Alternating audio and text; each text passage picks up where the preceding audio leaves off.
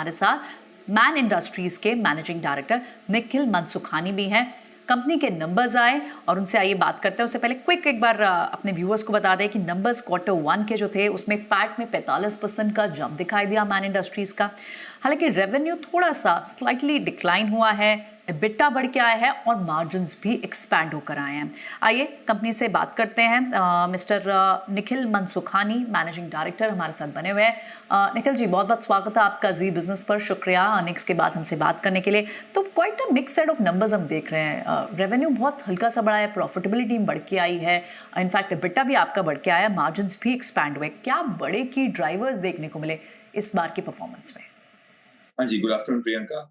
सो result में क्या है कि couple of things important to note के प्रॉफिटेबिलिटी जो हम बोलते हुए आए हैं कि we are getting better orders, export orders, so which is now visible कि profitability, EBITDA margins are much above 10.8% actually. And हमारा जो रेवेन्यू ये क्वार्टर का इसलिए थोड़ा सा एक शिपमेंट हमारा जो था उस पे हिट लग गया, क्योंकि प्रॉब्लम है कि वो शिपमेंट जाना था but because of geopolitical situation, war चल रहे थे, तो एक वो शिपमेंट डिले हो गया। तो वो शिपमेंट डिले होने के चक्कर में करीब हमारा 150 करोड़ का एक शिप नेक्स्ट क्वार्टर में आ गया। तो उसके चक्कर में बट क्या है, प्रिंसिपली जो हमने गाइडेंस दिया हुआ है कि ये साल में हम लास्ट ईयर से 20% का ओवरऑल ग्रोथ करेंगे, तो दैट इज वो हमारा अभी भी कायम है। We will be doing that and little bit above that only, and it is a matter of one quarter, it will all get balanced out in the remaining quarters, but overall the profitability and the orders in hand are very good, and current order book करीब 3200 करोड़ की unexecuted order book हाथ में है, and certain orders we are already L1, and उम्मीद है कि जल्दी हम अनाउंस करेंगे उसको। ऑलराइट निखिल, हालांकि बाजार थोड़ा एस्टिमेशन लगा के चल रहा था कि आपके एक्सपोर्ट्स में कुछ डिलेज तो हैं, और इनफैक्ट ये भी एस्टिमेशन थी कि नॉन अवेलेबिलिटी ऑफ वेसल्स भी होगी बिकॉज ये जो ईरान इजराइल का वॉर हुआ था लास्ट क्वार्टर, इम्पैक्ट पड़ेगा आपको। ये बहुत हद तक फैक्टर इन था, लेकिन क्या आप कोई वैल्यू टर्म्स में हमें बता सकते हैं कि कितना लॉस फाइनेंशियली आपको एक्सपोर्ट बिजनेस पे इस वजह से हुआ है? नहीं, लॉस नहीं है, रेवेन्यू लॉस जो बोलते हैं। अराउंड 150 करोड़ की हमारी एक शिपमेंट थी, वो went on the first week of the next quarter.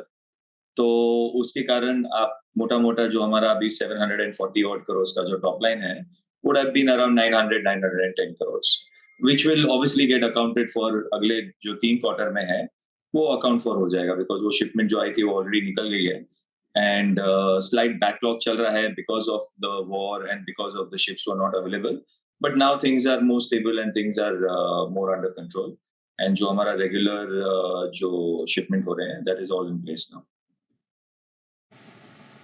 Okay, so Nikhil, of course operational efficiency अच्छी दिखाई दी है। पैट में जब दिखाया, रेवेन्यू सिर्फ एक वन ऑफ सिचुएशन के कारण थोड़ा सा सॉफ्ट हुआ है, लेकिन हमें ये भी समझने की कोशिश कर रहे हैं कि ऑपरेशनल एफिशिएंसी यहाँ पर इतनी स्ट्रॉन्ग दिखी है। क्या बड़े की लिवर्स रहे कि पैट ग्रोथ इतनी अच्छी देखने को मिली इस क्वार्टर में, और क्या ये सस्टेनेबल है? So these numbers will be sustainable. सबसे पहले तो the good part is the orders which we've got. We are working very very hard on getting more export orders which have more margins, more oil and gas. जबकि हम पानी में भी काफी काम कर रहे हैं, पर हमारा major focus oil and gas में है, एंड रेवेन्यूज विल जो हमारी बात हुई that will further go up, and जो हमने ऑलरेडी करीब लास्ट ईयर से 20% का फर्दर ग्रोथ पोर्शन रखा है। आप देखेंगे हमारा क्वार्टर जो H2 है that will be very very strong, because all the mills will be operational. कहीं कहीं हमें जैसे कहीं कभी स्टील डिले हो जाता है, तो कहीं मैन्युफैक्चरिंग स्टील का था, because of the war ship could not come in, तो स्टील भी डिले हो गया, but overall operation point of view the H2 will be extremely strong for the company. H1 is both of them are doing decently well, but we will catch up in the H2, and the margins will definitely, probably, if not go up, should be similar or maybe higher level of this also. That's बहुत strong guidance आप हमें दे रहे हैं कि H2 में यहाँ ये जो वन ऑफ सिचुएशन का रेवेन्यू थोड़े सॉफ्ट दिख रहा है वो कैचअप करेंगे, मार्जिन या तो इन्हीं लेवल्स पे सस्टेन होगा या फिर इनसे बढ़कर ही आएगा। Nikhil, coming to the order book, जैसे आपने हमें बताया भी कि आपकी लगभग 3200 करोड़ की एग्जीक्यूटिबल ऑर्डर बुक है और आपके पास इनफैक्ट एक बिड पाइपलाइन भी है 15,000 करोड़ तक की। प्लीज़ हेल्प अस अंडरस्टैंड कि इसमें कितनी परसेंटेज, कितना एग्जीक्यूशन रेट रहता है? So generally, हमारा bid book का strike rate is 20, 25, and even 30% when we are very aggressive. We are already out of that bid book.